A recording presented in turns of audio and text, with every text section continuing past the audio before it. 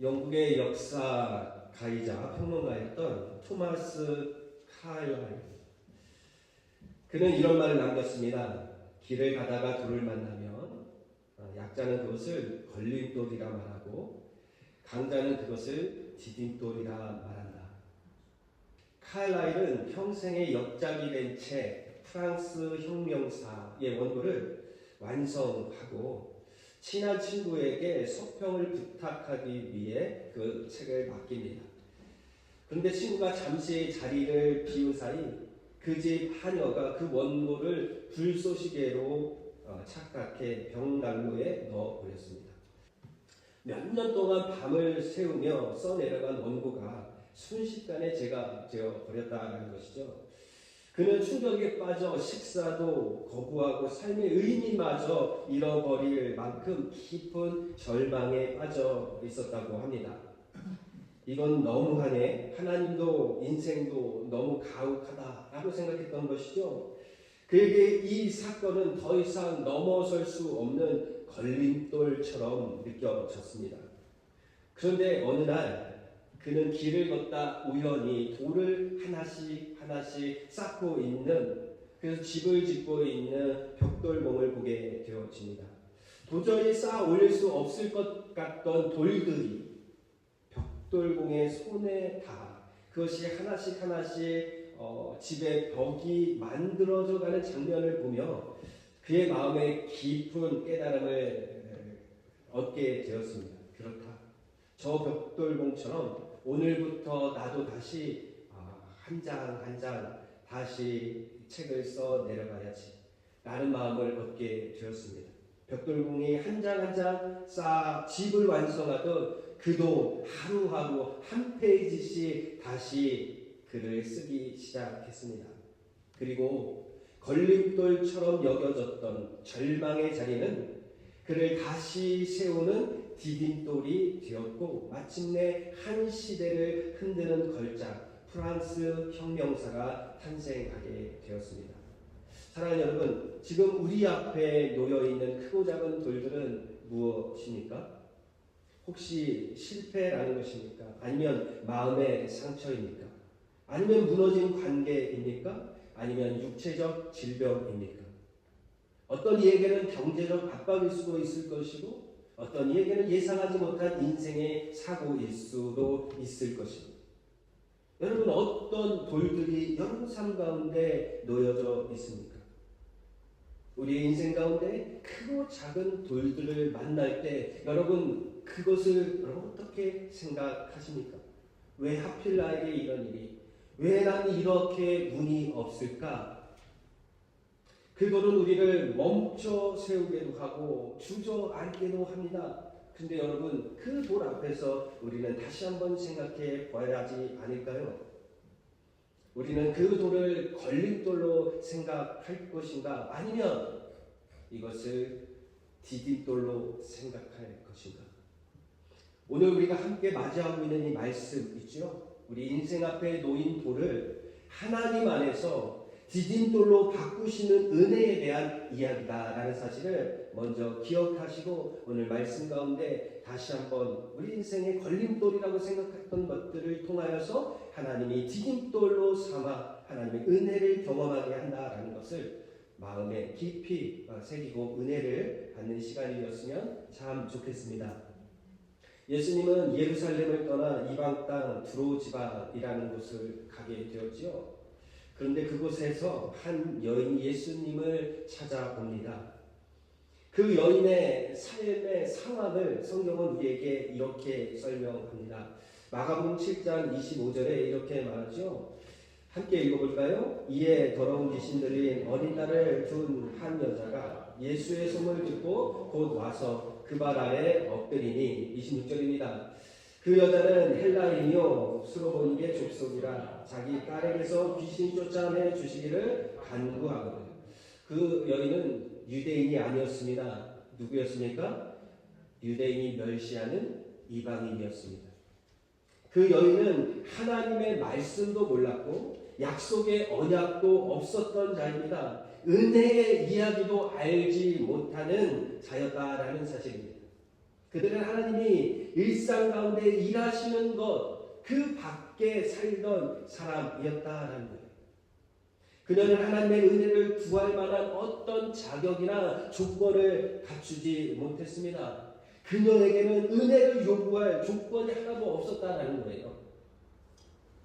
이것이 바로 이방인의 정체성 아닙니까? 그 당시에 이방인은요, 하나님이 없고 그리스도가 없는 자였습니다. 그러나 그녀가 진짜 고통스럽고 절망스러운 그런 상황은 어떤 것이었을까요? 바로 사랑하는 딸이 귀신 들려 밤낮으로 고통받고 있었다라는 것이죠. 아무도 도와줄 수 없었고 아무도 그에게 희망을 줄 수 없었습니다. 여러분, 부모에게서 가장 큰 고통과 절망과 아픔은 무엇인가요? 부모 자신이 아픈 것이 아니라 자녀들이 아픈 거잖아요. 자녀들이 아플 때 그 어떤 아픔과 고통보다 더 큰 고통을 갖게 되어집니다. 지금 이 여인의 딸이 어떤 상태예요? 단지 아픈 것? 단지 감기 걸린 것? 이 정도가 아니죠. 귀신에 들렸다라고 말하고 있습니다. 얼마나 절망적인 상태일까요? 얼마나 그 여인의 마음이 아팠을까요? 그런데 그를 도와줄 사람이 하나도 없었습니다. 그래서 예수님에게로 나아갔습니다. 그녀는 체면도 자존심도 모두 내려놓고 예수님 발 앞에 엎드려 말합니다. 주님, 제 딸을 살려주십시오. 그런데 예수님께서 이 고백을 듣고 예수님의 대답은 너무 차갑게 들려지지 않습니까? 마가복음 7장 27절에 이렇게 말하죠. 예수께서 이르시되 자녀로 먼저 배물이 먹게 할지니 자녀의 떡을 취하여 개들에게 던짐이 어떡하다고요? 마땅하다라고 말하고 있습니다. 너는 자녀들이 없다, 돌아가라고 말하는 것이죠. 이 말은 거절처럼 들렸을 것입니다. 차별처럼 들렸을 것이에요. 무시처럼 들렸을 것입니다. 이 말씀은 이 여인에게 넘어설 수 없는 무엇이었을까요? 걸림돌처럼 느껴졌을 것입니다. 사실 요즘 이렇게 예수님처럼 거칠게 한 영혼에 대해서 이렇게 말을 한다라고 하면은요, 교회를 다 떠날 것입니다. 그렇죠? 조금만 마음이 상해도, 조금만 자존심을 건드려도 교회를 등지는 세상 아닙니까? 심지어 요즘은 축복한다. 저번 주에 찬양했던 것처럼 당신은 사랑받기 위해 태어난 사람입니다. 이렇게 말을 해도 교회에 있는 것보다 교회를 떠나고 교회를 등지는 사람들이 너무나 많습니다. 혹자는 이렇게 말합니다. 교회 가면 죄인이라고 하잖아. 그래서 가기 싫어. 왜 죄인 취급합니까? 이렇게 불편한 마음을 쏟아내는 분들도 계시죠. 그러나 기억하십시오. 하나님의 말씀은 때로는 우리를 아프게 한다는 거예요. 우리의 현실을 마주하게 하고 우리의 죄성을 마주하게 하기 때문에 불편합니다. 때로는 우리를 죄인 취급합니다. 아니죠. 우리는 죄인입니다. 그래서 그것을 있는 그대로 말하는 것이죠. 그 말이 불편합니다. 불편합니다. 그러나 바로 이 말씀이, 이 우리를 불편하게 있는 하나님의 말씀이 우리를 살리는 은혜의 문을 활짝 연다라는 사실을 기억하셔야 합니다. 예수님의 말씀은 오늘 스로버린계 여인의 마음에 칼과 같이 꽂혀 깊은 상처를 남기는 어떤 모욕처럼 들렸을 것입니다. 그러나 그녀는 물러서지 않습니다. 분노하지 않습니다. 변명하지도 않습니다. 대신 이렇게 말합니다. 맞습니다. 그러나 은혜가 필요합니다. 마가복음 7장 28절에 이렇게 고백합니다. 함께 이보다 더 지혜로운 고백이 있을까요? 이런 생각을 저는 하게 되었어요. 함께 읽어볼까요? 있습니다. 시작. 여자가 대답하였는데 주여 옳소이다마는 상 아래 개들도 아이들이 먹던 부스러기를 먹나이다. 주님, 맞습니다. 옳습니다.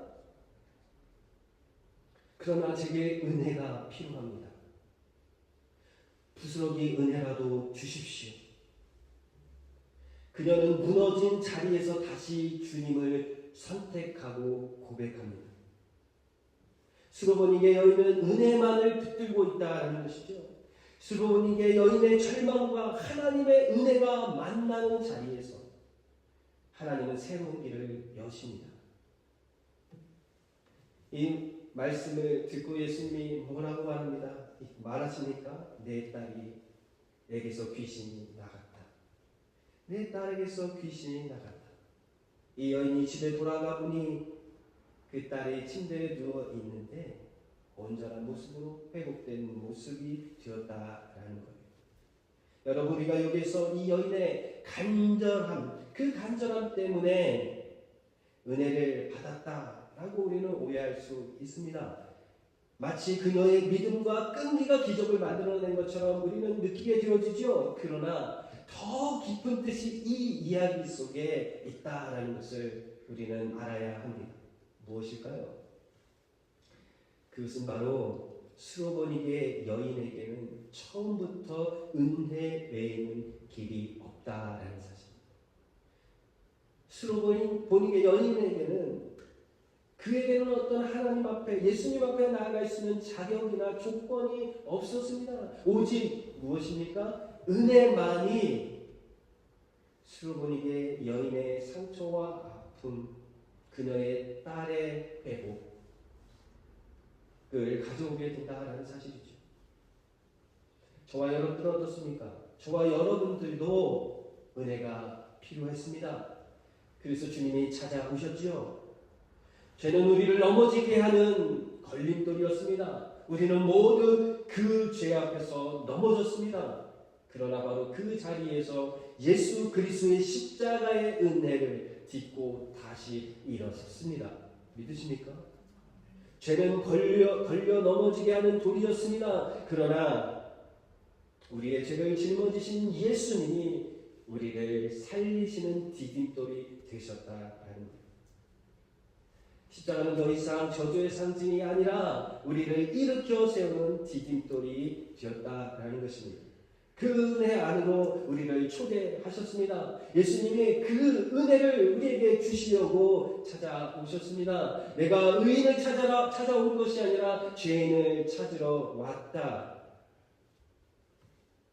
내가 건강한 자를 찾으러 온 것이 아니라 병든 자를 찾으러 왔다. 내가 의인을 부르러 온 것이 아니라 죄인을 부르러 이 땅 가운데 찾아 들어왔다 라고 말씀하시지 않으셨나요? 옳습니다. 예수님은 그렇게 찾아오셔서 죄된 인생, 저와 여러분들을 만나 주셨습니다. 죄로 죽었던 인생이라고 말합니다. 죄로 인하여, 허물로 인하여 죽었던 인생이라고 에베소서 2장 1절에서 5절 말씀을 우리에게 말하고 있어요. 3절에 이렇게 말합니다. 전에는 우리도 다 그 가운데서 우리 육체의 욕심을 따라 지내며 육체와 마음에 원하는 것을 하여 다른 이들과 같이 어떤 자였어요? 본질상 진노의 자녀이었다 라고 성경은 말하고 있습니다. 불편하시죠? 본질상 진노의 자녀였다라는 이 말이 저와 여러분들에게 너무나 불편합니다. 걸림돌일 수 있습니다. 예, 걸림돌이지요. 본질상 내가 진노의 자녀였다고? 그럴 수 없지. 너무나 불편합니다. 그러나 그 본질상 진노의 자녀라고 고백하는 인생 가운데 주님이 찾아 들어오셨어요. 4절에 이렇게 말합니다. 긍휼이 풍성하신 하나님이 우리를 사랑하신 그 큰 사랑을 인하여 가장 못난 자리, 가장 추한 자리에서 누구의 사랑이 빛이 납니까? 하나님의 사랑이 빛이 나시는 거예요. 그 걸림돌 갖고 넘어설 수 없는 그 자리에서 하나님이 일하신다라는 것이죠. 그러면서 5절 말씀에 우리에게 이렇게 말씀하시죠. 함께 읽어보겠습니다. 있습니다. 허물로 죽은 우리를 누구와 함께요? 그리스도와 함께 살리시고 너희는 은혜로 구원을 받은 것이다. 저와 여러분도 은혜를 입었다는 거예요. 은혜 외에는 없습니다. 수로보니게 여인이 은혜 외에는 처음부터 자격 없던 그 여인에게 유일하게 필요한 것이 하나님의 은혜였어요. 그래서 그를 살렸습니다. 저와 여러분들도 동일합니다. 은혜 외에는 없습니다. 우리의 정직함, 우리의 진실함, 우리의 솔직함, 우리의 의 이런 것 아닙니다. 오직 은혜입니다. 자격 없는 그런 자와 같은 우리에게 주님이 찾아오셔서 은혜를 베풀어 주셨다라는 것입니다. 여러분 믿으십니까? 여러분 그 믿음 안에 하루하루 힘을 얻고 살아가는 저와 여러분이었으면 참 좋겠습니다. 오늘도 우리는 주님의 은혜가 필요한 자들입니다. 여러분 그 은혜를 구하는 저와 여러분 되었으면 참 좋겠습니다. 사랑하는 여러분, 이제 우리에게 질문 하나가 나오게 되어지죠. 지금 내 삶 앞에 놓인 걸림돌은 무엇입니까? 나를 넘어뜨린 죄의 자리입니까? 포기하고 싶은 관계입니까? 반복되는 실패입니까? 아직 나를 붙들고 있는 어떤 어려움입니까? 수로보니게 여인에게 은혜 외에는 길이 없었던 것처럼 우리에게도 은혜 외에는 길이 없습니다. 오늘도 주님은 자격 없는 우리를 찾아오십니다. 은혜가 필요한 사람을 부르십니다. 그러므로 오늘 자기 의를 내려놓고 이렇게 고백하시면 참 좋겠습니다. 주님, 저는 자격 없는 죄인입니다. 그러나 주님의 은혜를 구합니다.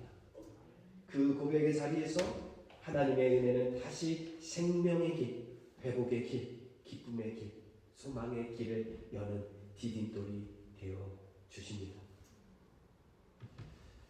여러분 개그우먼 박미선 씨를 아시나요?